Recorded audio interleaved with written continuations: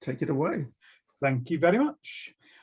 Okay, so what I will tell you about and show you, slides will be available, hopefully recording, and the script is in GitHub already that I'll be using, how we can use the REST API available for CVAD in the cloud. So without further ado,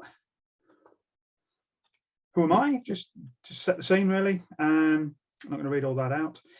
I've been around a while, a long time, writing code, 40-something years, across 5 decades. Oh my Lord, I don't look old enough, certainly not mature enough. So my background is that of development, although I've been doing Citrix stuff since 1995. So I suppose that's 26 years now. Okay, so what is the Citrix Virtual Apps and Desktops REST API? Well, it's a REST API. I'm not going to go into what a REST API is. There's plenty out there. In Microsoft Azure has them. There are plenty in VMware. Citrix have a number, of which this is just one of them. So we're not going to the basics of that, but PowerShell works very nicely with it because it's very easy to call REST methods from PowerShell and process the results as objects without having to worry about browsing and parsing HTML and all that sort of needlessly messy stuff. So what can we do with it? Well, automation. Yeah, everybody's talking about automation now and DevOps, although everybody seems to have got their own definition of what DevOps actually is. I don't consider myself a DevOps person per se, but we can do a lot of automation here. So we can do changes, and once we've tested our scripts and our deployment mechanisms, we can hopefully reduce the impact of human error and people making mistakes and not doing the right things at the right time. What can we do with the API? Pretty much anything you can do in the web console, you can do via REST. Not found anything yet you can't do. Bearing in mind, of course, this is just for cloud, not for on-premises. Notice the S on the end of on-premises. So general workflow is we authenticate. How do we authenticate? Well, we create some credentials. Because we're not logging on with a username and password here, we're logging on typically with REST. And again, this is where most REST things differ, if they differ at all, is through the authentication side of things. Because sometimes you pass base 64 secrets, sometimes you can pass them in clear text because it's not actually clear text, it's encrypted over HTTPS. But we need to be able to authenticate to establish that we've got the right to do what we want. So we get the API clients again, say slide deck we made available where you can click these links to your heart's content. So we get that API client, although we only do it once and then we store it securely. Securely for me means a local CSV file on my BitLocker drive. And we'll be using that shortly. I'll show you in a moment how we, in fact, why don't I just drag that across now? Here's one in best Blue Peter fashion I created earlier. So what I logged into the API client area of the cloud portal, say create me a new key, a new secret. I can copy these, paste them somewhere one time. The secret isn't available after here, or I can download. If I click download, then it will offer to save it as a CSV file. And that's a CSV file that you'll find that the script I'm going to use to demonstrate will take, or it can take the client ID and the secret in clear text, although I don't like passing credentials of any form in clear text on command lines because it makes it easily visible to anybody who can see command lines to process auditing, and it's in your command line history as well if that's persistent, which certainly in PowerShell it is, because I've got about 10,000 lines of the stuff going back to when I had this laptop 3 years ago. So that's how we get our secret, but we get it once, and when we can decide how long it's valid for, and then we can see other ones that we've created earlier, and we can delete them from here. So the one I'm actually going to use for the demo, just in case I do expose it, I'm going to delete it as soon as the demo's finished. What rights does it have? It has exactly the same rights as the person who's generated it. So while I was logged in with my account there to the portal, I will have the API client with exactly the same privileges as I had as that user. So once we've authenticated, we get a bearer token. Not particularly exciting. And again, we don't really have to remember these things because they're very, very long.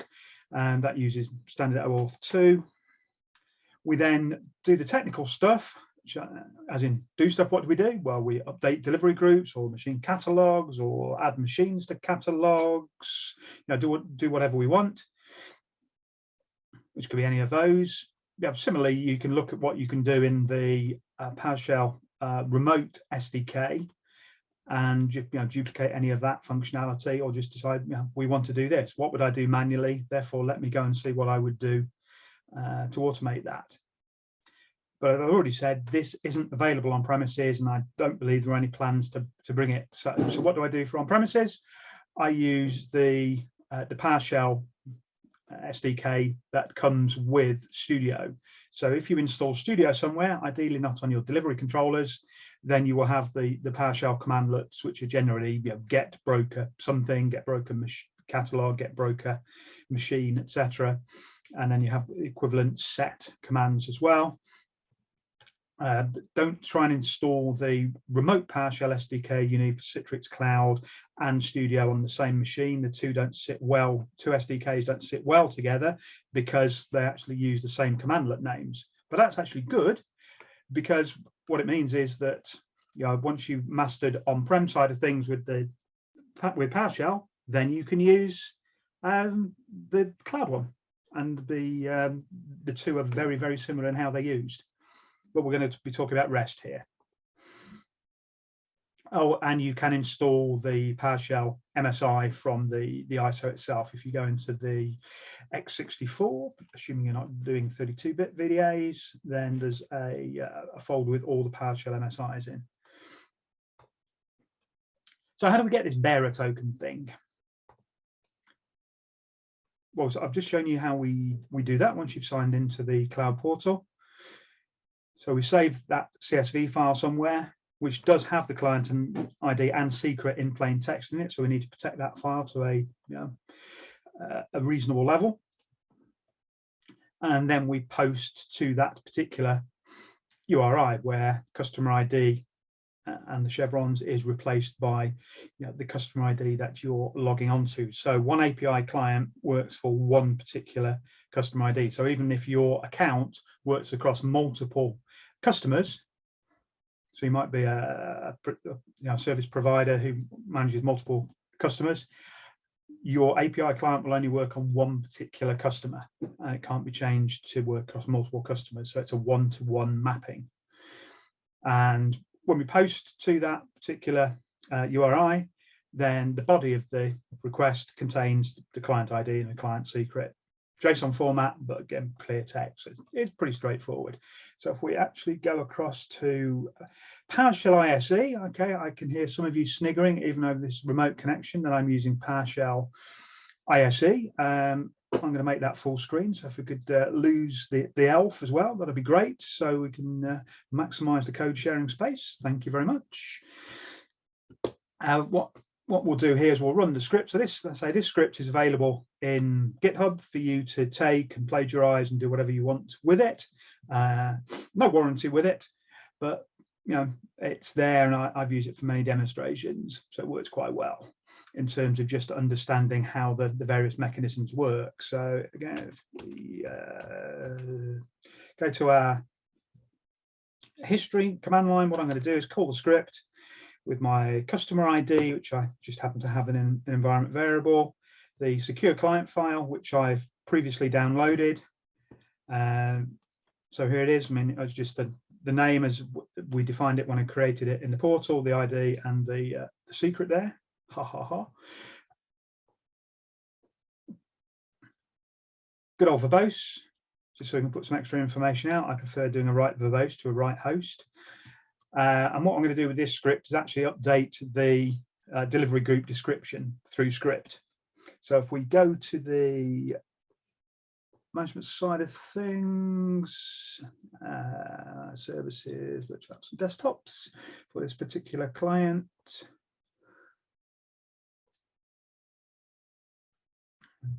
Come on, you can do it.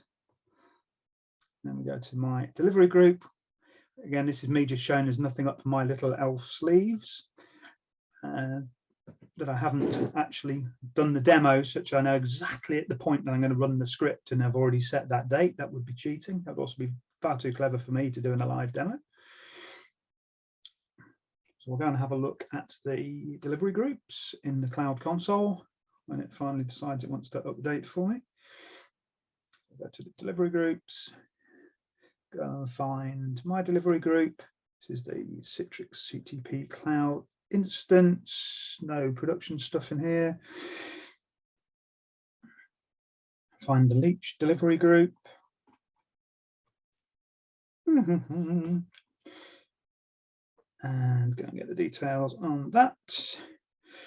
Go. Just move that down a bit. Come on, you can do it. Oh, guy, you should just do videos like everybody else. Who needs live demos? Oh, the thrill. Come on, you can do it. There we go. So this was me testing it earlier. So you can see I was running at 10:53 this morning. So I remember what it says there. We'll come back to that later. Updated description. Wow, and there are no safety nets around me either. So I've set some breakpoints in the code here in ISE. I will be going to Visual Studio Code. Don't panic. Those people who know me, I tend to use ISE simply because I know it's always going to be available wherever I go on my travels to write code for clients as well. So at this point, we're now authenticated. So let's have a look at how we authenticated. So we called invoke REST method. Am I in the right place? Yes, I am. So we invoke REST method. This is a commandlet built into PowerShell if you're not familiar with it, so that we can call REST methods and it knows how to deal with lots of things for us. So we have to do little work, which is good for me because I'm a lazy person. We pass it some parameters. This is a technique called splatting because that character in certain places is known as a splat character. So what we're doing is passing a hash table as containing the parameters to that. So let's go and have a look at that. If I can actually type. So these are the parameters that I'm passing. So you can say I'm giving it a post. There's the URI I'm calling to authenticate. Here's the body. I'll show you the body. That's got my client ID and secret in. Like I say, I'm going to delete this one after the demo anyway. So that's as per the slide, passed through, and what I get back from calling the REST method, and we can see it. Well, we can see it on screen there, but I'll do it down here so it's a slightly larger font. We can see a token, and it expires in 3,600 seconds, which we all know is one of your Earth hours. So that's how we've authenticated. So that token we then pass through to other calls that we make. So the bearer token itself is contained within that JSON response, as we just saw, and then we put that into the headers for subsequent calls, which is the bearer token, or token as it's called in the JSON. So for subsequent calls, we put in a header authorization with a Z, of course, because this is a US thing, with CWS auth bearer, and then the long tokens that we've got from the authentication and our customer ID. And just a note in the bottom here, if you're familiar with using invoke REST method, I tend to use a session variable in a web session, which manages the cookies. I don't think it's mandatory, but that's just something I've got into the habit of doing. I certainly know I need to do it for calling other REST APIs, so I just tend to do it anyway. So if we go and look at a further call, so let's actually then continue the code and do an F5 to continue. So you see I'm in a loop, but I'm actually only running this loop once. So I've built up some other headers here. So again, let's go and have a look at what we're passing to that particular URI. Notice how I put comment in the code, which is to the documentation for that particular call that I'm calling. So if I need to look anything up, then it's very easy from here to just copy and paste it into a browser, or have an extension that will do it for you.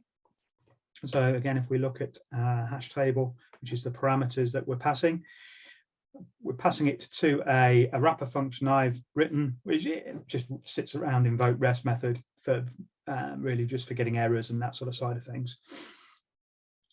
So the headers are the key here. So let's have a look at the headers, getting the tab complete. So you can see I've got the CWS auth bearer, the Citrix Workspace Service, well, not the Cooperative Wholesale Society. And there's some of our bearer tokens, quite a long thing, therefore more difficult to guess. And our customer ID. And we're going to pass that through to this particular URI, which is, in fact, if we put that into the clipboard, we go on RTFN, copy, go to my browser, which is over here, open the tab. God, wow, Guy can copy and paste. Who would have thought? So here's the documentation. Documentation is pretty good. Yeah, when you pick up any REST API, you need good documentation and or good examples, really, and reliability. So this is getting the site ID, so it tells you what you need to put in the request, what will come back in the response. It even gives you some examples. It looks very similar to my code. There's a surprise. Or in C# as well, if you want to do all that Python thing even. So copious amounts of documentation here. So if we F10 that, so it goes away and calls it. So we've got sites back. Notice I'm doing something which some people don't like in PowerShell, which is assigning and testing all in the same thing. So I'm assigning to $sites, and then if that's not null, I'll carry it on in this loop. Otherwise, I'd have hopefully have some error handling. Oh, I haven't got any error handling there. That's a bit poor guy. So if we actually F10 over that, we can see that for both statements. So we've got all of one site, but we can then iterate through the sites again. Yeah, we can see the method we're calling. We're getting the machine catalog, and as per the documentation for that, it needs certain other things in the header instance. We'll see the URI we're calling as well. Notice that I define that as a variable, so if it changes, which it actually has done in the lifetime of this script, you see, I think this is the third URL I've had. So previously it was that. So you notice I make it a parameter, so if you did need to use a different URL, then you can pass it through without having to actually change the script. I try and keep away from people changing scripts, because if they're not PowerShell people, potentially going to break it, and then you end up having to support stuff that can get quite painful. So that's the latest, although quite often these will stay workable and available for months, if not years. In fact, I found some code not that long ago that was calling preview URLs, as in there was preview in the title, from when the REST API first came out, and they still worked. Yeah, so at some point they'll probably be shut down. So it's always a good idea to migrate to the latest URLs where possible, but they're generally backwardly compatible and hopefully don't change that often. And here's somewhere, wasn't I? Yeah. So that's where we're getting other information, such as the catalogs, delivery groups, all sort of basic stuff. And then we're actually going to do an update. Remember, I was going to change the description of that. So let's go back to some slides just to remind me if there's anything that I've forgotten to waffle on about. Yeah, so that's the most important. Read the manual. Yeah, as in, look at the documentation, look at the examples, get your URL correct, get your body right. Yeah, I'll find one to talk about that. Don't always need a body though. Some of the earlier calls I put in didn't need the body because what you're passing across is in the headers. So again, see what the documentation says, build it up in a hash table in PowerShell, and then you can just pipe that through to convert the JSON. CVAD REST API doesn't go very deep. I've had some problems with Azure REST API where I've gone quite deep in terms of properties. Convert to JSON takes a minus depth argument. So if you have problems, particularly if you're going 4 or 5 levels deep, so you've got a hash table within a hash table, which is how you do sort of nested properties that Azure is very common to have. And then give it a minus depth 10 or minus depth 20. and it should sort it out. It doesn't really matter, but the default depth, I think, is 3 or 5. I've been caught out by it, not in the CVAD stuff though, only in Azure stuff to date. We then call invoke REST method, so the built-in commandlet in PowerShell 3 and above. Hopefully you're not having to slum it on PowerShell 2, because that PowerShell 3 came out 2015, something like that. So there's really no excuse not to be at least on PowerShell 5 now, because I mean PowerShell 5.1, which is the last version of Windows PowerShell. It's actually deprecated now because everything is moving to PowerShell 7, and I will talk a little bit about PowerShell 7 and show you Visual Studio Code, time permitting, shortly. So we get the results back from invoke REST method, and this is one of the problems where actually PowerShell 7 can be slightly better, because not all REST methods actually return something. So you can see from what we saw in the script already, it returns sites, it returns machine catalogs, it returns delivery groups, but we'll see when we actually do the update that it doesn't actually return anything as such. It will, it will throw an exception if there's an error. So if you're trying to update something that doesn't exist, or you don't like syntax, or you haven't got permissions, it will error, but if it succeeds, it won't actually give you the information back, which can be a bit of a pain if you're doing something which isn't an instantaneous operation. So if you're doing something with, let's say, an MCS catalog, where you're staging something, and that operation could take 5 or 10 minutes because it involves vCenter spinning things up, then you want to track that as a transaction. That's where invoke REST method in Windows PowerShell 5 isn't as good as PowerShell 7, which I will come on to shortly.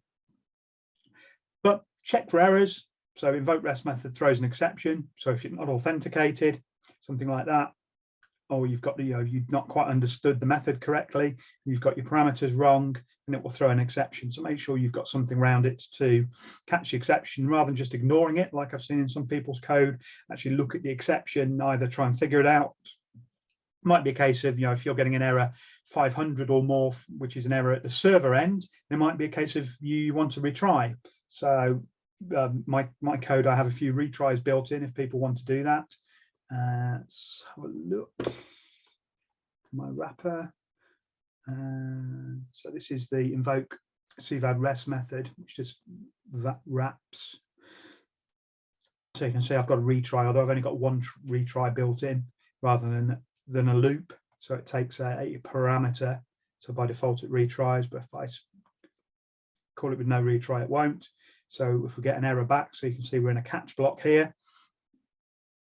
Then, and again, response headers I'll come back to when we talk about PowerShell 7, because we don't get the response headers in PowerShell 5, which can be a bit difficult when we're trying to troubleshoot what the actual error is. And then we can call the method again. So build some retries in, always a good idea, just in case there were some problems when I was demoing at Citrix Converge. That every now and again we'll get an error 503 from the back end. So the retries were very useful there. But as with anything where you're putting an error out, try and make the error as meaningful as you possibly can. Sometimes you're just passing it straight on because you don't know what it means. But if it does mean something and you're expecting it, try and deal with it. Try and hide it from the user. General people who aren't PowerShell au fait run a mile when they see any red error text. We noted, if you remember, I said that header we got back said it was valid for 3,600 seconds. So watch for that bearer token expiring. Generally, you're not going to be running stuff that's going to take over an hour, but you might be. So take that into account. And beware of rate limits, which I'm told I've not managed to test this to see if I can do this to exceed it and see what happens. But I'm told that it's limited to 10 calls per second per customer. So be particularly careful if you've got multiple scripts running or interactions running from different places for the same customer tenant, then you could fall foul of that 10 per second and have failure, which is another good reason to have retries built into your code. Let's go and finish off running the demo. Oh, I seem to have got my health back. Okay, well, as long as people can still read the screen. We still read the text now. I'm paranoid after my demo wasn't readable at previous events. I can't see the chat either. But hey ho, that's all the joy of virtual events, isn't it? We all love virtual events, don't we? Yes. Okay, so let me F5 to continue this. We'll go and get the machine catalogs. It will then go and get the delivery groups. And because I've actually told it to match a delivery group, the command told it to match a delivery group called Leech using a regular expression, one of those horrible, scary regular expression things. So I was iterating through the delivery groups where they match delivery group and delivery group. The scary regular expression I used there is this one. So prepare yourselves for a horrible regular expression. Look at that for a regular expression. Wow, that's scary. Oh yeah, some people say I am scary. Yeah, so that's anything that matches Leech is then selected to operate on.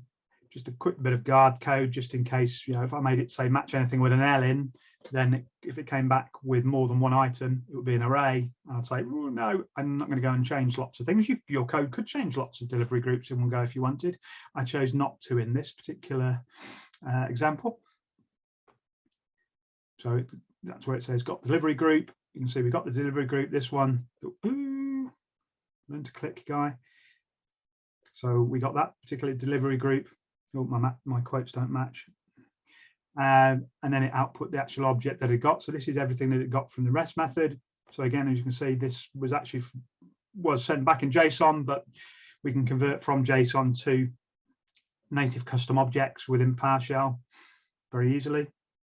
So we can start, you know, we don't have to browse or parse any text or anything like that. So this gives us the detail, which if you're familiar with using the on-prem stuff is similar to the sort of stuff that get desktop group returns, not get dash broker delivery group, but get dash broker desktop group.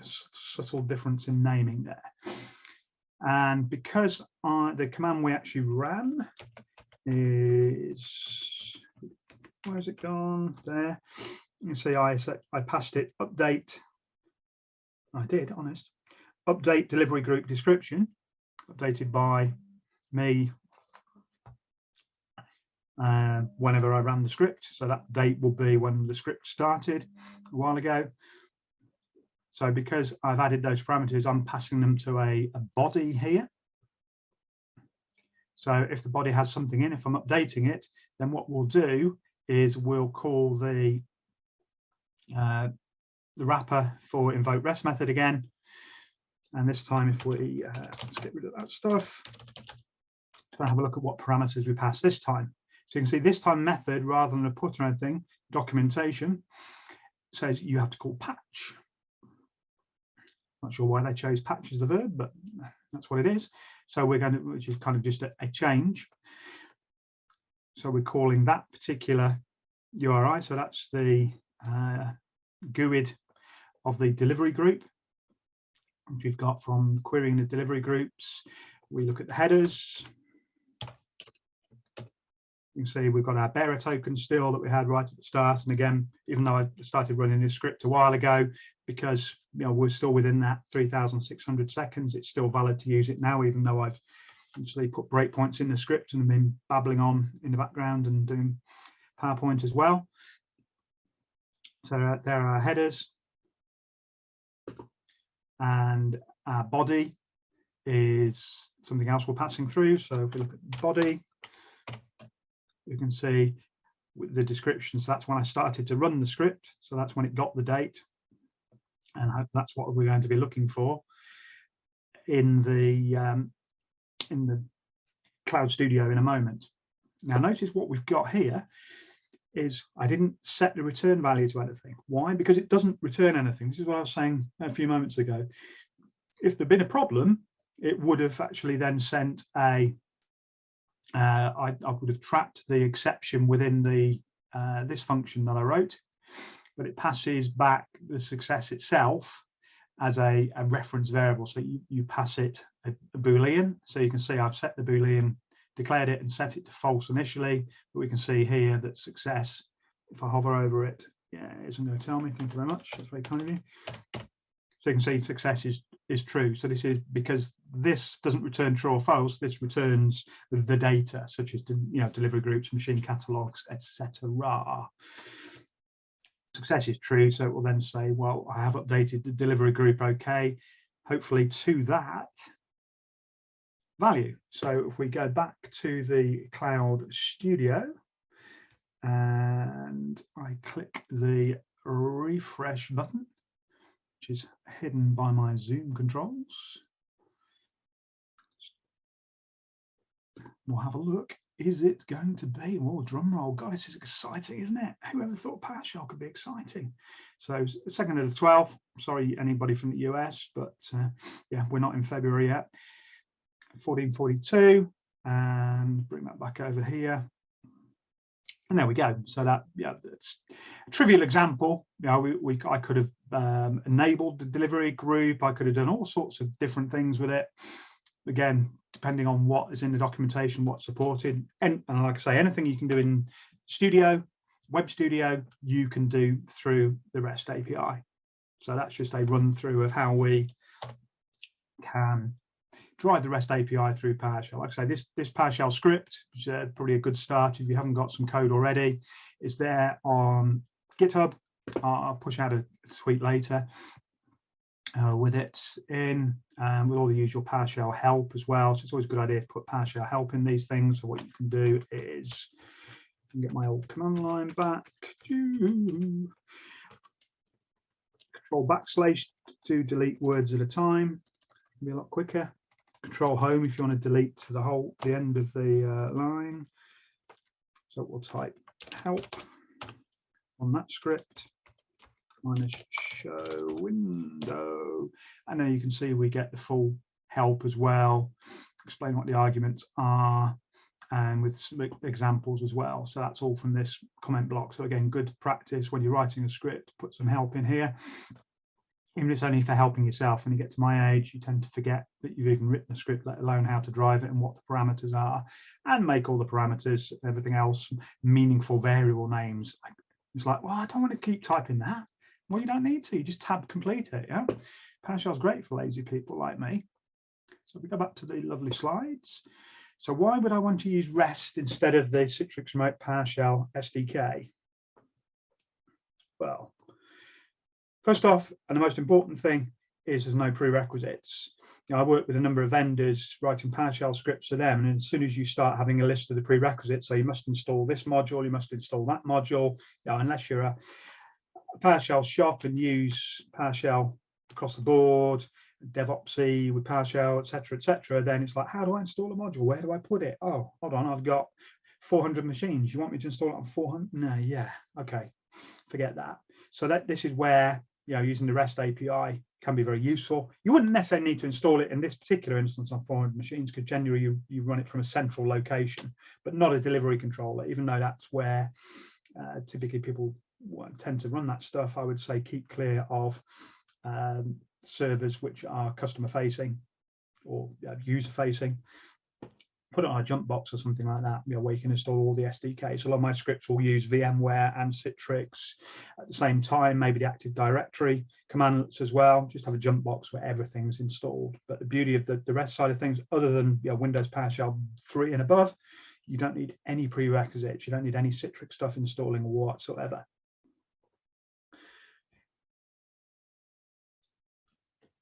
Again, as we saw on the manual pages, you know, there's examples in C#, there's examples in Python, and we don't necessarily need to run that from a Windows platform. PowerShell itself is, you know, cross-platform, running on Mac and Linux, but you can choose your platform, you can choose your coding tool, and it's pretty much the same stuff because you're basically calling the same URI with the same parameters, headers, bodies, etc., across all of those.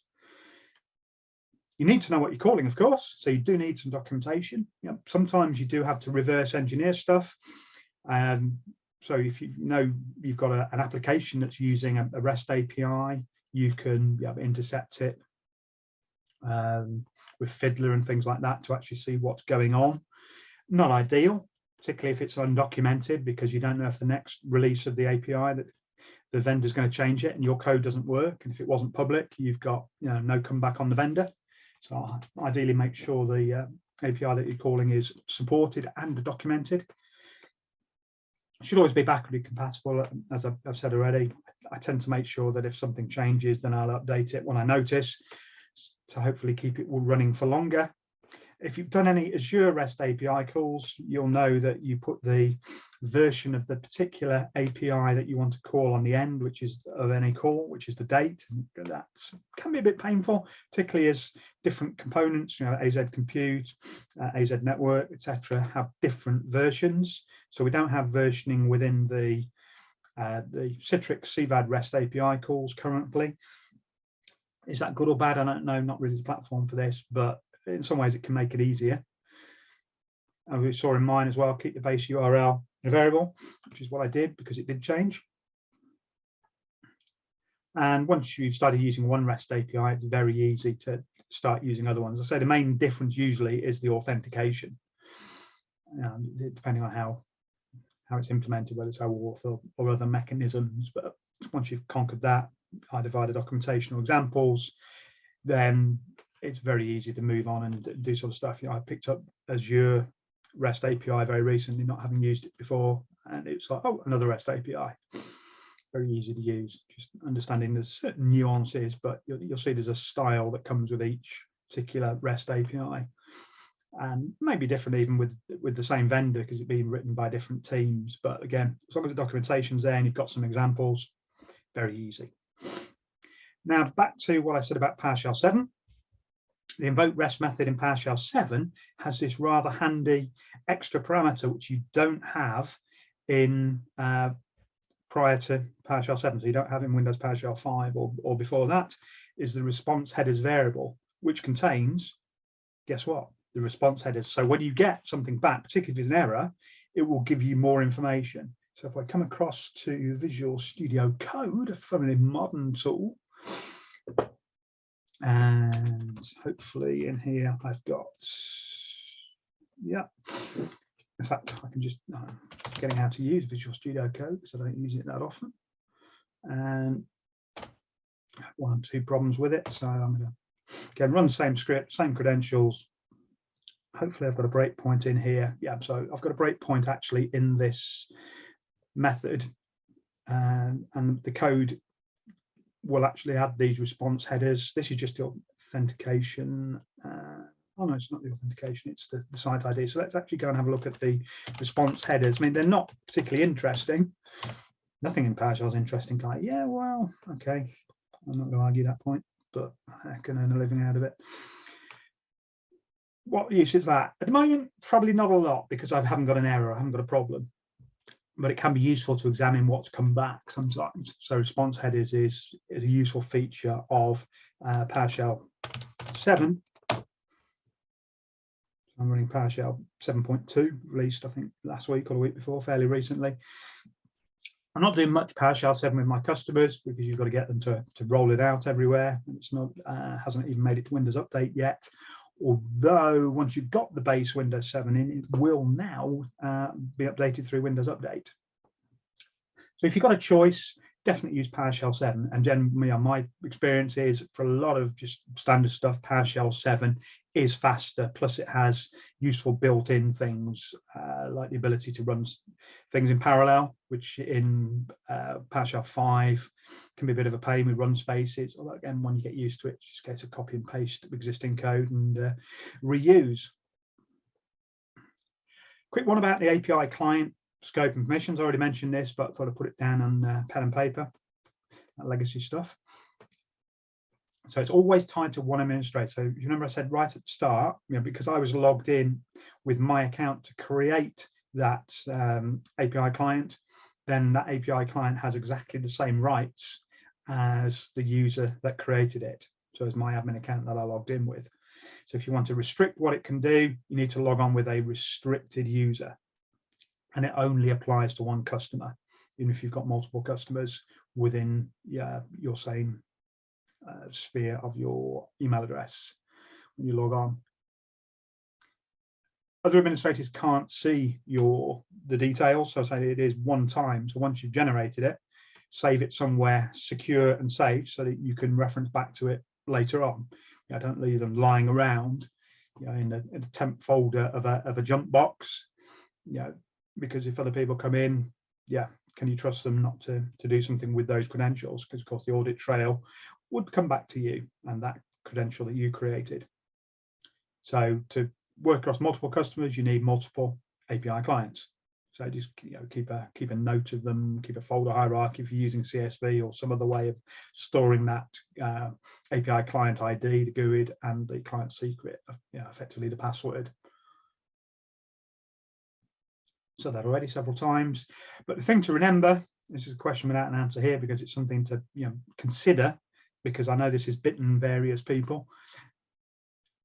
So if someone's account is disabled, how do you then carry on using their token? So quite often what people will do is actually to set up a dummy user or a service account, I suppose is another way to call it, and then associate the API clients with that, so that one account never actually goes. But of course you've got to then think, well, if this administrator's gone and he's taken that API client with him, even though he didn't create it, he's still going to have access. So how do you secure your cloud instance, given that if it's public facing, then you don't have as my PowerShell clock tells me, because I allowed a little bit of time for questions at the end. Maybe not answers, just questions. That PowerShell clock's also available on GitHub if you want. So just bear that in mind. Again, links will be in the slides that I'll make available. So a link to this script itself that I've used for demos, reiterating the call rate, and links to the documentation. And there was a change that came in on the 1st of December, which I haven't hit yet, which is to do with the, let's actually go to that link. In this window, it's about the call rate and remote limits. Oh, okay. Well, that was news to me. So don't worry about that yet. But it was meaning you needed to change your code subtly, because it would return a maximum of 1,000 rows per call, which is kind of similar to the way the on-prem SDK works, because the on-prem SDK by default limits queries to 500 objects, if memory serves correctly. So there are ways and means of saying how many objects are there and requesting them in batches, just to keep the amount of data passing to and fro in any particular one request to a reasonable amount. And of course, just, well, I would say Google the stuff, except I use DuckDuckGo, but yeah. Okay, well, my timer has expired for me speaking, because I love to give a little bit of time for questions. Do we have any questions, or has everybody fallen asleep and gone offline? Yeah, we have one question. So it says, have you done anything with the Citrix WEM service REST API? I'm looking into ways to produce documentation of the WEM configuration sets, and suspect the REST API will be the best or only way to attempt it. No, but you've just piqued my interest, so that's probably my evening gone. Thank you very much. And your next presentation. I'll go and maybe it's Adam's presentation. Adam submitted the question, so maybe if Adam, you figure it out, you can then present your solution at the next meeting. That'd be fantastic. Absolutely. I'll talk to Carl Webster as well, because I help him with his documentation scripts. If you've not seen him, he's got a plethora of documentation scripts for cloud, for on-prem, for all sorts of various bits and pieces of Citrix to push out PDF, Word docs, HTML, etc. But yeah, it sounds like that might be a useful addition. So yeah, thank you for that thought. Oh, no more questions. So thank you very much, Guy. As always, it's been a pleasure, and loving your background and outfit, as always, brightening up the afternoon. Thank you very much, sir. Right. Pleasure. So 1/4 past.